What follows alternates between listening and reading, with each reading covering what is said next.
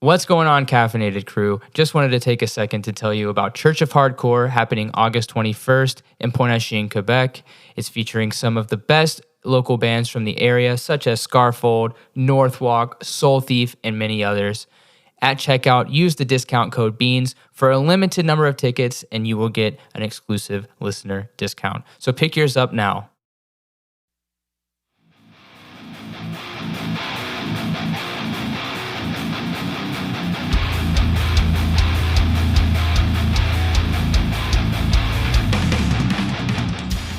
Welcome to Beans and Breakdowns, a podcast dedicated to bridging the gap between specialty coffee and the heavy music community.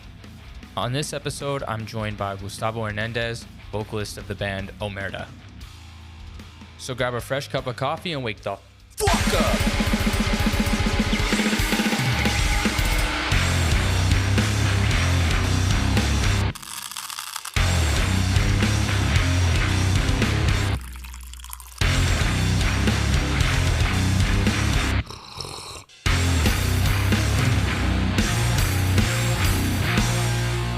What's going on, caffeinated crew? Today I'm joined by Gus, vocalist for the band Omerta.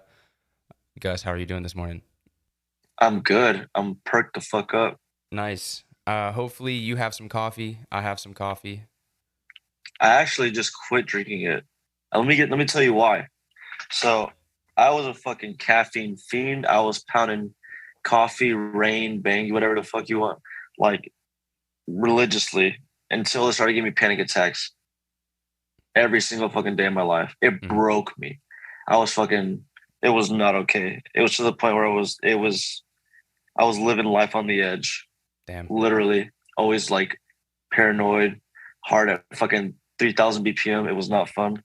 And I was wondering to myself, like, is this because of the caffeine or did something happen in my life that's got me fucked up right now? I dropped the caffeine and I'm a normal person again. So I miss coffee. I fucking love the smell. I love the taste. It was the thing that got me up every morning. But now I have to just whiff it and get my enjoyment that way. You get light a coffee candle in your house, so you still get like the... Honestly, that'd be kind of sick.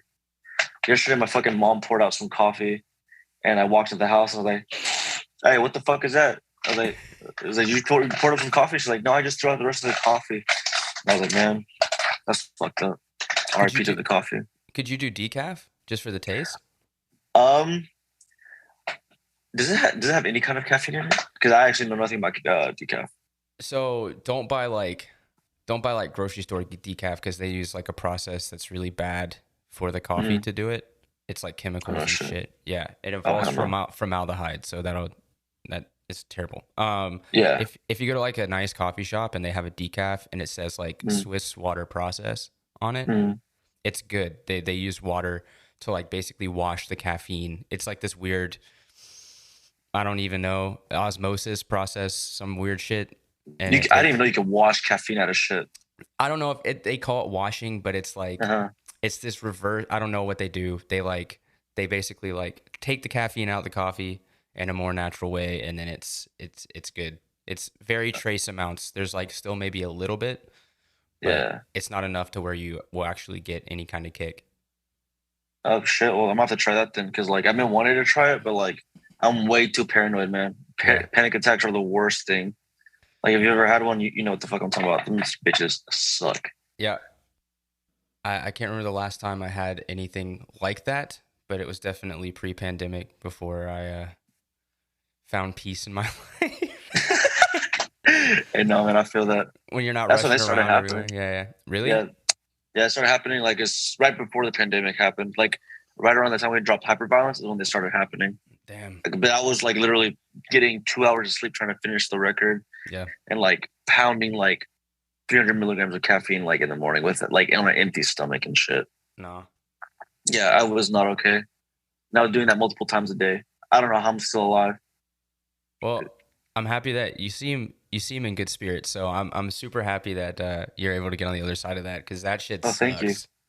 Oh, dude, yeah, it is not fucking fun. It is terrible. But I will say Hyperviolence is a fucking amazing record. So thank you, man. Yeah. I'm really glad that you like it. I'm glad people digged it, because when we wrote it, I remember being in the studio just be like, well, people even like this shit. this is so left field that like this is like it's just weird. Like, and this is us being tamed right now because like in the beginning we want to do a lot more shit. We were just like, man, we need to calm it down because we're coming out the floodgates with all this weird ass shit. People aren't even giving us the time of day, so let's just tame it down and see what happens. But even then, we do other things and we're just like,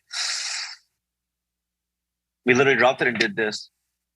We hope that like it was received well, and it was received well. So we got to give a big sigh of relief and just stay off the internet for like a week or something. Oh, I threw my fucking phone across the room and was like, I don't want to know a fucking thing. And I felt my phone just fucking just vibrating nonstop. And I was like, oh, I'm so scared, but I'm so curious. So I said, fuck it. I picked up my phone. Look. Yeah, you got to get the filter so somebody's like reading and just lets you know like the trace amounts or whatever. Oh yeah, but I'm glad that it was received because like my thing is like people like it or not, you know, you're like allowed to like whatever you want. Mm-hmm. But my thing was like, were we too ambitious? Were we too like, you know? So I'm just glad to know that it worked. It sounds like nothing I have really like. I don't have anything to compare it to. So I think that's the cool part is that when you listen to it, it's like my first reaction was like, what the fuck is this? And then once I got through a couple of songs, I'm like, oh, I see it. Like I feel this. And then like showing it to people that are like more familiar, I guess, with like, I mean, showing it to Nancy and then seeing y'all live, she was like, that's a band from Houston because you can hear how many influences there are in their like fucking music. That's so sick. I love it. So I definitely want to talk more about this. I need to tell you and everybody else listening what coffee I'm drinking, or else I'll get hate messages. Oh shit! No, I won't. Yeah, please enlighten me. And hopefully it gives you a bit of like, you know, a little like jolt, like a contact high. Yeah. Yeah, there you go. I've had those before. I don't smoke, I don't know what that is. But I'm drinking coffee from Ireland that I just picked up on my trip. It's from Cloud Picker. Shit. Yeah, man. It's really, really good. It's called Asociacion Palestina from Colombia. Colombian coffee. Fuck. Yeah.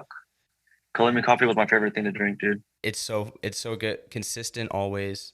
They have really good like producers and processing. Yeah. This is an anaerobic coffee, so it's fermented. And it's a pink bourbon variety. So a lot of nice, like, kind of apple-y notes in it. Yeah, damn, that sounds fucking delicious. It's a bit fruity, but not overly, like, wine flavored. Really, really good. Yeah. Goddamn, that sounds fucking crazy. When you were a coffee person, were you, like, one of those, I don't want to say pretentious, but, like, people that would go and read all the notes and, like, try to taste hell everything? No, I don't give a fuck. I'd go wherever, pour me up some goddamn coffee, and it better be good. That's all that was. And I always drink it black. I never, like, put anything in there. I don't know why people, if you're gonna drink coffee and you put other shit in it, like, shut the fuck up. Go drink your little apple juice. Like, to me, like, the bitterness to it is, like, it's kind of like what gives you the jolt in the morning to, like, wake your ass up. You feel me? It's not even the actual caffeine. It's just the bitterness. It's like, oh, fuck. You know? Yeah, like, that's why now I gravitate towards, like, these weird light roasted coffees that taste like Jolly Ranchers and shit. I don't know.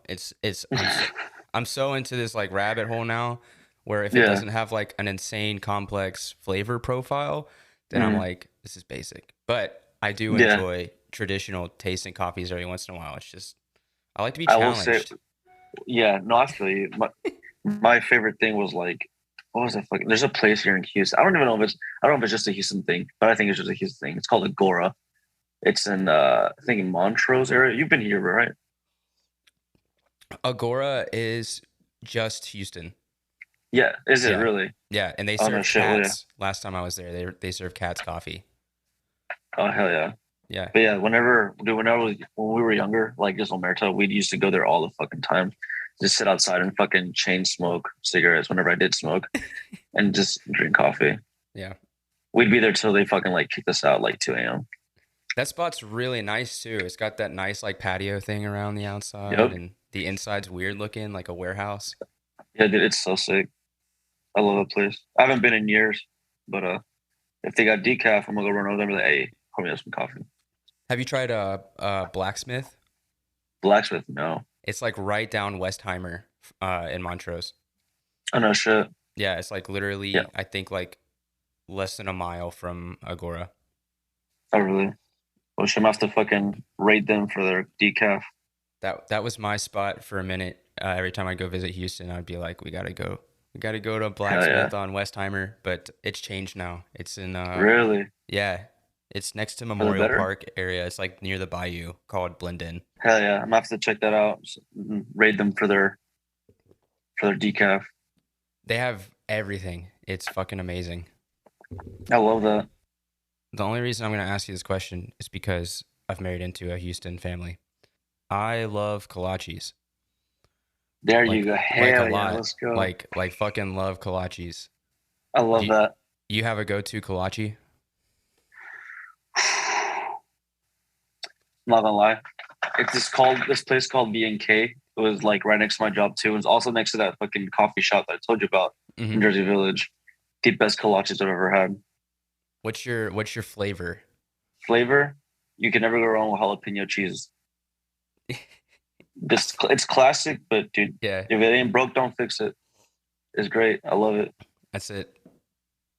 I tried to get my girl to try kolaches, and she was like, "I don't get it." I was like, "Shut up." She's not from Houston? Nope, she's from North Carolina. Oh yeah, see, I'm from Georgia. It took a minute for me to understand. Yeah, she was Yeah. like, "This is just some like weird hot dog." I was like, "Shut up! Get that shit out That's your mouth. Give me that." I was like, "Give me the that kolache. That's mine now." see, I wouldn't go that far. I'm not about to insult the majesty of a kolache. Okay, by Yeah, calling no, it. she did. She did. I almost ended it then and there. I was not having it. Yeah, that's dope. I'm just happy that I was able to get on the right train, the right line of thought. Me too. Kolaches, fucking donuts, man. Donut shops. Oh, don't get me started, dude. Fucking donuts, man. Dude, I am a fiend for fucking donuts. I mean, if you paid attention to my social media while I was in fucking Canada, bro, Tim Hortons is crack. I love their donuts. Really? Yes, their donuts are amazing. So that's super interesting that you say that. And Why is that? because so, I'm from Krispy Kreme land. Like that's Mhm. that's the cream of the Yeah, crop. We don't fuck with Dunkin' where I'm from. Dunkin' Uh sucks. I hate it. and then when I went to Houston and going to like stuff like Shipley's, I know Shipley's is the Mhm. chain, but then like all the local kind of shit where it's that different style, like the airy Mhm. but not glazed.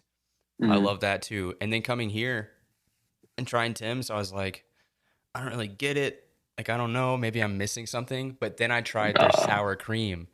The sour cream donut is the spot. Like, it's the one. I don't know if you had it when dude. you were here. It's the I best. had their s'mores donut Yeah. and I had their Boston cream donut. Dude, Classic. The Boston cream's it classic. it's so good. Like, no one in Omerta was like, "Why are you such a fiend for this shit?" And I only was a fiend for it because one of my favorite YouTubers that I watch is some fitness dude I think he's from Montreal. He's always like, "Yo, like Tim Hortons is like it's the shit, this and that." I'm like, you know what? You hype this up a lot. I'm gonna be in Canada soon. I'm gonna go try this. So when we got there, I bit into it and I was like, "Oh my god!" I started experiencing some shit. I went somewhere and I was like, "Yo, Fuck. boys, buy one, just please. Shut up and do it. If you don't like it, I'll pay for it." They all had one and they started fiending. Every single day while we were in Canada, we went twice a day. Fuck. The That's coffee hilarious. sucks. They all said No, the it's coffee bad. sucks. It's really bad. Like Yeah. when I think Daniel, the guy who was running merch for us, and he also is an artist in our collective and project. Mhm. He got I don't know what exactly it was, but it was supposed to have some kind of milk in it. It was like 97% milk and like 3% coffee. I was like, "What the fuck is that?" Well, sorry to sidetrack on Tim's. I want to loop back. I want to loop back to Houston. You know, it's weird the connection because you went to high school with my brother-in-law, hmm which is Middle super school and weird. high school. Yeah, so weird, like such a small world. Um, but being from JV, is everybody from Omerta from JV? No, actually, only we're like all spread out. The only Hmm. one that went to school closest to me was Zorn. Zorn went to Cy Falls, Okay, but yeah. like our our friend Vincent Boyd also went to JV. Mm-hmm. Dave, our TM, also went to JV. But yeah, and then people that like I've been in bands with before. Also, I mean, they've all been in JV. So yeah. So where did y'all go to shows? We all just so my shit started because of Vincent. He brought me to some show at Walters, Okay. a venue that's now closed down. Fucking RIP. Yeah, Naylor Street. Yeah, I'll get to another story about that in a second. But like, I remember one day he was in this band called Dark Complex, and him and the old vocalist, Ty Cassins, were like, "Yo, I want to bring you and your friend Elliot like to these shows. Like, you guys always go to the like mainstream shows. Like, come check this shit out." I'm like, all right, cool. And the only bands I remember playing were like Bermuda and Those Who Fear. Oh shit. Which were like, yeah, that fucking throwback. Yeah.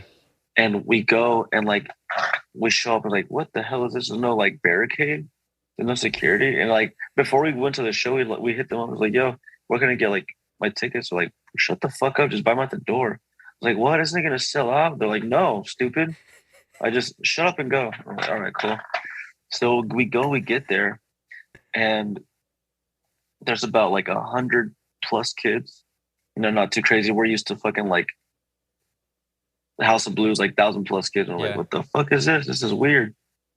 And like, there's of course the whole horseshoe going on. Mm-hmm. There's people being up front and all this other shit. We're like, what is this, bro?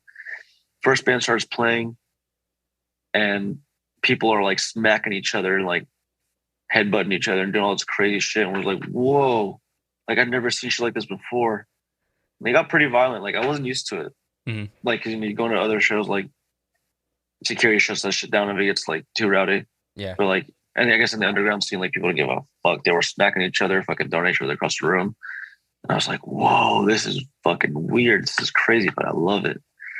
Then Those Who Fear played, and I hid because I'm a small man, and there was fucking 6'5", 300-pound motherfuckers wailing on each other. I was like, yo, this is terrifying, but this is sick.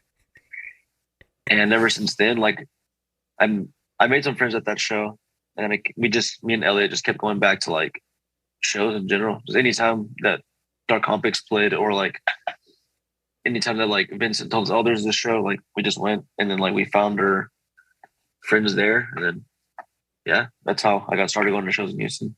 That's sick. Were most of the shows like Walters, or was there anywhere like at outside? The time? Yeah, at the time it was Mangoes and Walters, and this was like 2012. Mm-hmm. Mangoes, RIP. It was like a little ass spot that had like pillars in the front. And I think the first show I saw there was like Homewrecker, Harm's Way, and I forgot who else. Yeah. Seeing them in that little ass room was fucking terrifying. But that was my introduction to hardcore, was that show. That's sick. I miss those. I miss Those Who Fear, man. That band was like one of the heaviest bands at that time. Oh, dude. That's what introduced me to like low tune guitars. Other than the Acacia Strain. Yeah. I was like, oh, there's more bands that do this kind of shit. And after that, I got an 8-string. Oh, shit. And I was like, this is fucking lit. Y'all play 8-string? Y'all don't play 8-strings in Omerta? No, fuck. Hell no. No, but my other band, yeah, we did. Okay. Yeah, no, we just played baritone guitars that are tuned to A sharp or drop A sharp. Yeah, that shit's heavy as fuck. Thank you. It's all in the guitar. It's made out of like all three of us have the same guitar. Mm-hmm. Even though I'm not playing guitar live, I will be for a new song, but we'll get to that. Yeah. We literally all bought the same guitar. It's made out of basswood, which is now you're not allowed to make guitars out of basswood. Mm-hmm. But it's so thick and it sounds meaty, and it's just like chef's kiss. I love it.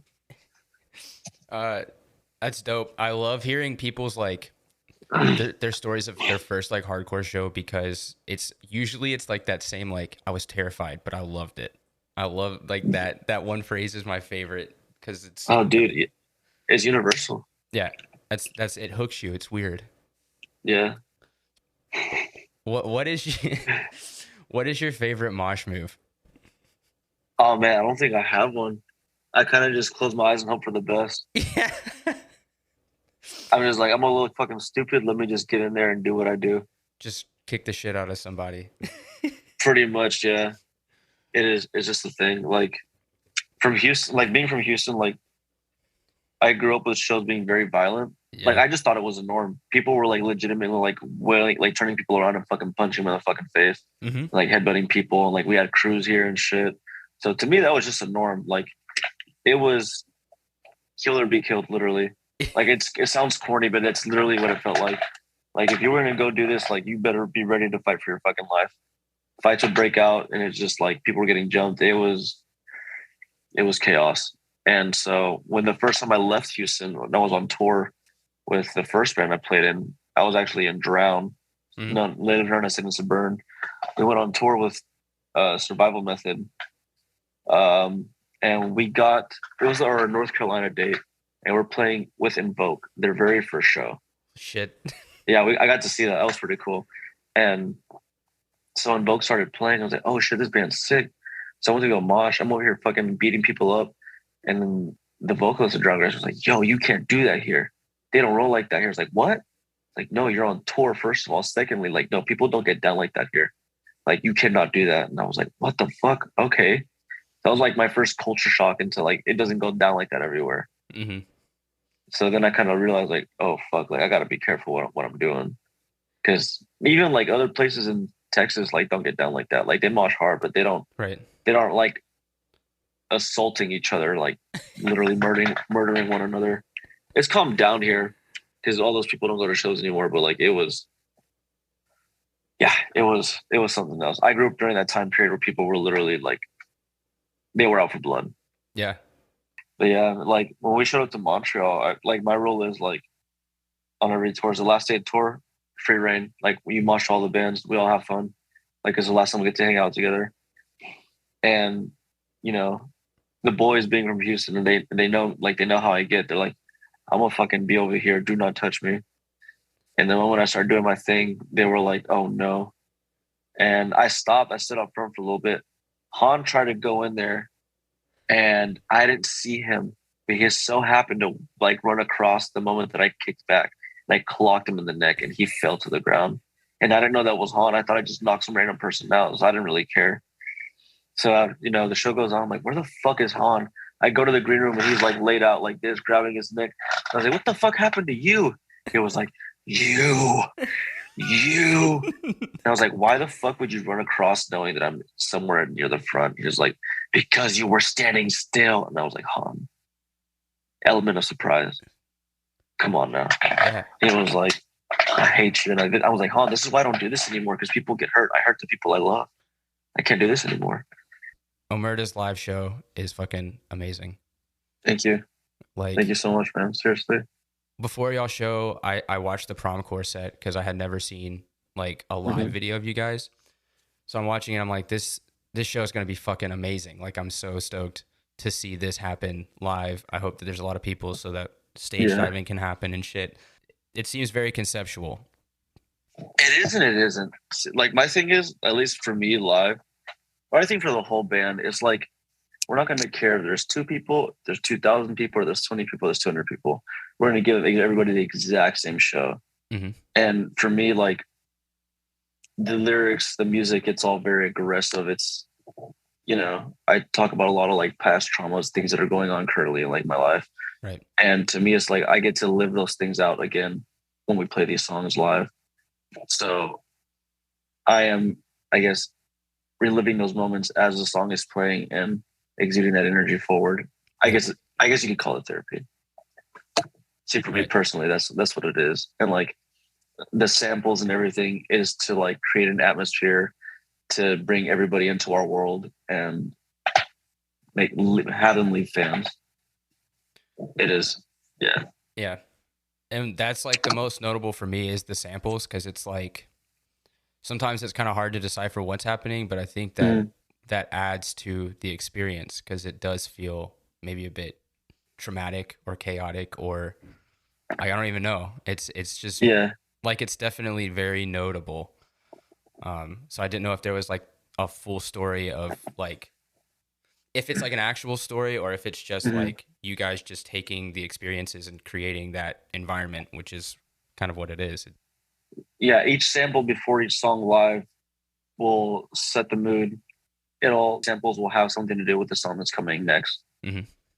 So I hope people live at least listen to what, if they can discern what's being said, if they listen closely, because it'll help tell the story of the song that's about to play. I was super happy to see it. It got a bit violent for y'all set, especially. Yeah. But we seem to have that effect on people for some reason. Yeah, it was funny. Not funny, but I saw the drama that kind of happened. I saw the guy last. Bro, that was so fucking funny. We don't usually have cops come out to shows, just so that you know. It's not a normal thing. No. I figured as much. I knew that as I saw it happen before my eyes, that was not a usual occurrence. Yeah, the whole sequence of events. That was very cursed. I remember like just trying to catch my breath, someone being yelled at and socked in the mouth, and I was like, yo. I was like, I thought my mic was still. I was like, yo, stop that person, whatever, because I was trying to figure out what the fuck was happening. My mic was off, and I was like, oh, just let him go, whatever. Go to the green room, start chilling. Like, yo, there's cops here. And I was like, what the fuck? So I thought they were going to shut us down. I was like, should we hide? Or we get arrested for inciting violence? So yeah, it was a whole ordeal. Cops walked back there, and they were like, are you hiding anybody here? I was like, no. The fuck? Okay. And he walks off. I'm like, all right, fuck it. Yeah. It was very chaotic. That was a very odd experience to witness as well. But it turns out the guy that got hurt, he was stage dove on by like two people in a row, basically, and they landed on him wrong. And they were all part of the same friend group. And it was like this really weird, like, misunderstanding. I don't know. It was super odd. But I saw all those people last night at a show, and everybody was really? Yeah. Except for the person that socked the dude. She was also there. But there's connotations about that person. Anyway, it was just a bunch of drama. And it was really embarrassing, actually. But it's no, don't be embarrassed. I mean, shit happens. Shit gets a little too rowdy sometimes. And it makes sense that only shit like that happened during an Omerta show. But yeah, during the Omerta set. Yeah, it was. So, shit was fun. It was something else, but it was a nice way to end tour. Yeah, it's notable. You'll always remember Montreal as the show that the cops came to for no reason. Hopefully, it doesn't happen during the Knock Loose show, but we'll see what happens. Yeah, well, I can't because there's a barricade. So. Awesome. Okay, that's good then. That barricading will stop me from smacking people, though. Yeah, I mean, I'm in my head. I'm already thinking of somehow how I would be able to stage dive. Like, you'll figure it out. You got it. I believe in you. Yeah. Can I get the air? And if you just run and full send it and pray, just pray before you do it, and maybe you'll make it. Swan dive. Oh hell yeah! Yeah. So speaking of Not Loose, let's talk about the tour, man. This is crazy. I didn't know what was gonna happen. I genuinely had no idea what was gonna happen. Our agent was like, "Yo, sit down. I got a big one for you." And we've had some like big offers before, so we're like, "What the fuck?" Like, you didn't even say that for the Love UK tour. So we sat down, and he sent us. He's like, "Hey, Knock Loose, Dying Fetus, Terror. These are the dates. Obviously, it's a logistical nightmare because of the traveling. Yeah. But I'm going to book headliners in between. So can y'all do this? If you say no, you're stupid." And we were like, and Han was at work at the time. I was like, I'm answering for Han. I don't fucking care. We're doing this shit because this is like, it's a great opportunity for us. So we said, fuck it. And let's do it. There was no plans. I talked to Isaac all the time. He didn't hint at it at all.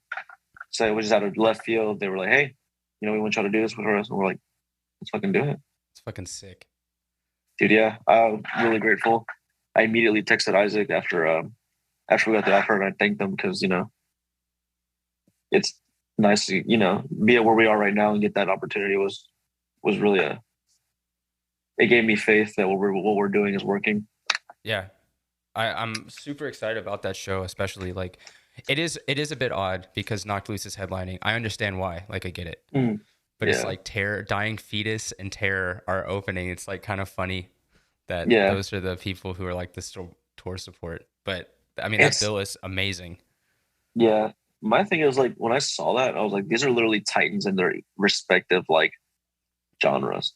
Yep. Like it's all heavy music, but like Dying Fetus is a literally fucking death metal legend. Yeah. Terror being like the household name for hardcore, in my opinion. Scott Vogel is like the grandfather of modern hardcore. Yeah. Yeah, at least that's all. I mean, I think that's pretty. It's a well-known thing. Anyone who tries to say otherwise is tripping. And then Knock Loose, of course, the new like face of heavy music. Yeah. So we're like, yo, this is crazy. And then they're like, then they have us. Like you gotta. I was like, well, I appreciate it, but fuck. It honestly makes sense to me looking at the bill because it is like it's all over the board. Like it's super. Yeah. The crowd is going to be crazy, and it's smart that they did it because you're going to pull die-hard death metal fans. You're going to pull, every form of hardcore fan for Terror and Knocked Loose. Knocked Loose kind of hits this like that like So What crowd. Like they've been headlining a lot of those heavy music festivals, and I see you guys as like you guys fit in that like futuristic, I don't know if futuristic, but like that's where I see heavy music going, is the sound that you guys have. It's like there's influences of like rap and metalcore, hardcore. Like it's like a good blend, but it has like this very like ahead of its time sound, in my opinion. Yeah. Oh, thank you, man. That means a lot, seriously. So I'm super excited to see this show. I'm more excited to see, I think, the crowd that comes out for it, because I think it's going to be interesting. A blend of culture. Yeah, I think I'm a little scared to see how Dying Fetus reacts to their fans, like the old, 40-year-old fucking big bald white men going, fucking, stomp around the pit, trying to beat up little kids that are fucking doing cartwheels, all this fucking back handspring bullshit. Yeah. The karate shit is what they would call it. Yeah, that's what happens here. I'm interested to see how that goes down. But I think it's gonna be a good time. Dying Fetus is one of our favorite bands. Yeah. We just now put on Han and blew his fucking mind. But like Carlos and Zorn are like big death metal heads. So whenever they saw that, they were like, Wah! They were fucking freaking the fuck out. I mean, respectfully, yeah. I would be too. It's incredible to see Dying Fetus live too. Like seeing 3 dudes play that music. It's fucking wild. I've only seen Dying Fetus once, and I was like 16, and I didn't really appreciate it as much as I do now. Yeah. So they get to relive it again as an adult. It's gonna be crazy. That I'm like super excited for you guys getting to be on that bill. Man. Seeing you go from like the Sea Space Cowboy playing like Bar La Ritz, it's like a 200 cap venue, to like the Olympia, which is like a almost 2,000 cap venue, and I think it'll sell out. I have a feeling that's gonna sell out too. God damn. Yeah, like the biggest show we've ever played were like the Spider Gang shows last year. Mm-hmm. I don't know if you're familiar with that rap group at all. They're from like parts everywhere. Aren't they affiliated with like the In Project stuff that you guys are a part of? We're all friends. We have music together. Mm-hmm. That hasn't been released yet. But yeah, I mean, we do shit together all the time. We always play live together, just because like it's the closest thing to like our sound, I guess. It gives off the same energy. Yeah. I mean, that's really what inspired Hyperviolence, was like rap music like that, and like literally Spider Gang. So it just made sense to like do shit with them. But yeah, like when we played their shows, it was like 700 people, like just a sea of people, and that was our first show back from the pandemic. Like before then, like we were used to like playing like to like 80 people. So from going 80 to 700 was fucking terrifying. I remember being backstage, and like our friend Roman God was like, I guess, narrating the show, like introduced us, and I heard this sea of people just screaming, and I was like, Jesus Christ. And like I usually don't get like stage fright, but when we walked out there, I was like, oh no, what is this? I don't like this. I was shaking in my I was wearing like Converse at the time. I was shaking in my Converse, bro. And the Chucks. Yeah, and then as soon as like we started, it went away. But I was like, damn, I could get used to this. I fuck with this. It's fun to be on a stage that big with the good sound. Oh, dude, it's amazing. I love good sound, especially because like, we got the samples. I sing, so like, especially during the singing, I need to be able to hear myself. If I can't hear myself, I'll be hitting notes that aren't even like a real thing. I'll be like 7 keys out of. I don't even know if you can go 7 keys out of fucking tune, but like it'll be fucked up. So yeah, it's definitely it's a trip. I love playing the rap shows. Those are my favorite to play. I love the like, I don't know what the name of that fucking genre is called, trap metal. I wouldn't call it trap metal. Trap metal to me is like City Morgue and like, yeah, Cameron Ozzy and shit like that. Yeah. They're just hard. It's hard as fuck. That's all I can really. It's fucking blast it out 808s and just fucking pure raw energy. Love that like shit that you don't get in like guitar riff heavy music now. Right. It's found in rap music. It's all that's like one thing. digital distortion. Yeah, and honestly, I'm not gonna lie, a lot of these rap fools like make music harder than like the guys with fucking guitars and that are either screaming and shit. It's all raw. And these other fools are like very formulaic on like how they write heavy music. It's like, nah, fool. Like it's not what heavy music's about. Like it's lost its energy. It's lost its balls. And that's kind of what like inspired Omerta to do what we do. We like before we wrote Hyperviolence, we were writing like just other music in general. I have to backtrack even further than that. So before we were a crossover band. Because here in Texas, I grew up with Power Trip, Bitter End, Vulgar Display, Snake Wave, and just bands like that. And to me, that was like, if you're from Texas, like this is what you are. So when Omerta started, we were a crossover band. You know, we did all right. No one outside of Texas knew who we were, but like we got to play like the Nightmare Logic release here in Texas. Yeah, that was sick. And that like until then, that was like the biggest thing we've ever done. And so we were just playing crossovers, and you know, we're playing local shows. And at some point, our friend Vincent was like, "Yo." Well, our bassist at the time talked to him and was like, "Yo, I don't want to do this anymore. Like, if we're gonna make this a career, like we gotta do what we like to do." And so they sat me down because I was the one writing all the music whenever we were doing like crossover shit. Then we all sat down and were like, "Yo, do you want to make this a career or do you want to keep playing local shows the rest of your fucking life?" And I was like, respectfully, like, I'm trying to make this a career. Like, it's always been my dream since I've been a kid. Like, all right, then you can stop doing what you're doing. Like, all right, fuck it, let's do it. And so like we like had this whole revelation. I discovered a bunch of music that I love, and I was like, oh, like I remember when I was a kid, like I wanted to like make music that represented everything that I listened to. So we started going through trial and error. There's like probably 50 fucking songs that we wrote, and we realized even then like this is missing something. And then that's when Spider Gang became a thing. We found Little Darky when he was like 14,000 monthly listeners before he exploded. Like, okay, this is what we need. This is kind of the kind of energy we need. We found NASCAR Aloe, same thing. John Nascus. We found all these rappers that exuded that energy, like City Morgue, and like I see they have something that heavy music doesn't. It's that energy, like the energy that Slipknot had when they came out the gate. Korn, all these like bands that exuded that pure raw energy. So we're like, you know what, we need to do that, and that's how Hyperviolence came about. I mean, that's exactly what I hear when I listen to it. It reminds me of that. Yeah. Like, yeah, when you listen to like that original Slipknot album, where it's like sounds like it was recorded in some dude's like basement. Yeah, but like that's Indigo Ranch, baby. Yeah, just the chaos, man. I love that shit.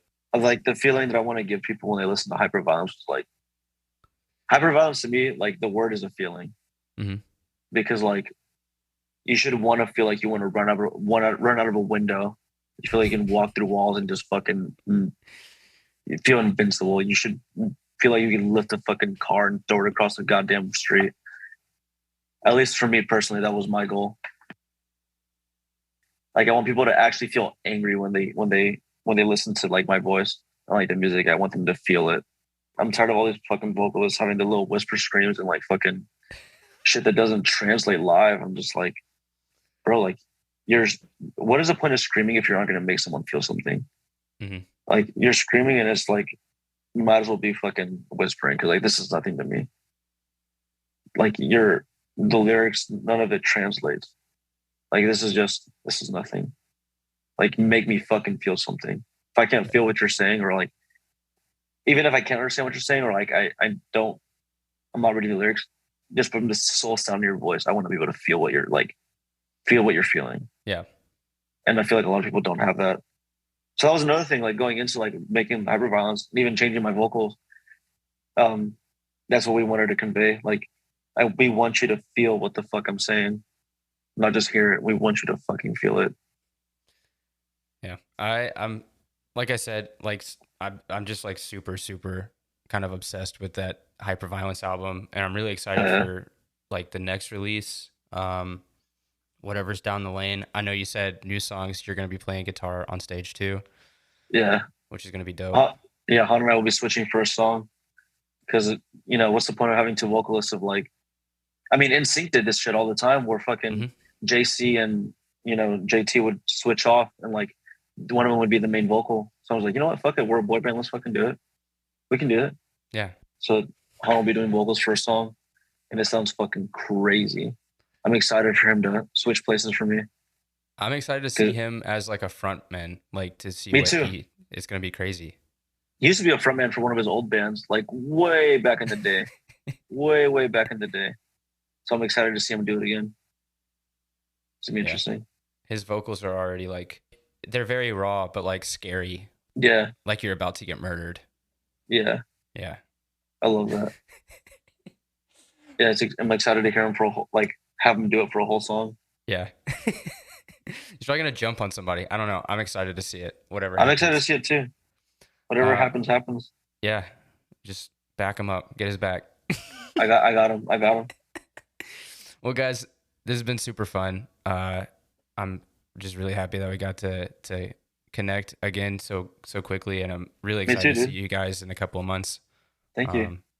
I have one last question before we go. Hit me with it. What's your favorite city for beans and breakdowns? Favorite city for beans and breakdowns? Yeah. Favorite city? Oh, fuck. Favorite city? Goddamn. Oh, God. Houston, Texas. I'm sorry. It's Houston, Texas. I mean, I'm not gonna throw any shame on that. Like, yeah, it's Houston, Texas. Fucking love Houston. My favorite, yeah. It's always gonna be Houston, Texas. I don't even know why I had to think about that for that long, but it's Houston, Texas. Yeah, you might get a little flack for that one. Waiting so long. That's fine. That's fine.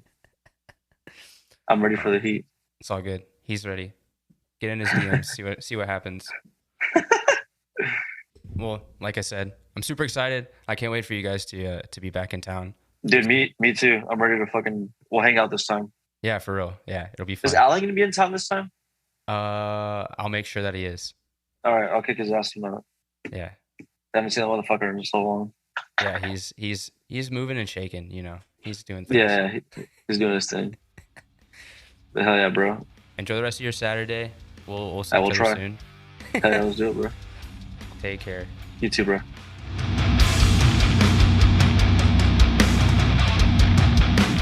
Thanks for listening to this episode of Beans and Breakdowns. I want to say huge thanks to Gus for hanging out on the podcast. Be sure to check out the newest full-length and single from Omerta, Hyperviolence, and I Love You Too, available on all listening platforms. And be sure to check them out on tour with Knocked Loose, Terror, and Dying Fetus if it's coming to a city near you. If you've enjoyed the podcast, please subscribe and leave a review. If you want to know more information about the podcast, you can follow us on Instagram at Beans and Breakdowns or on the web at beansandbreakdowns.com.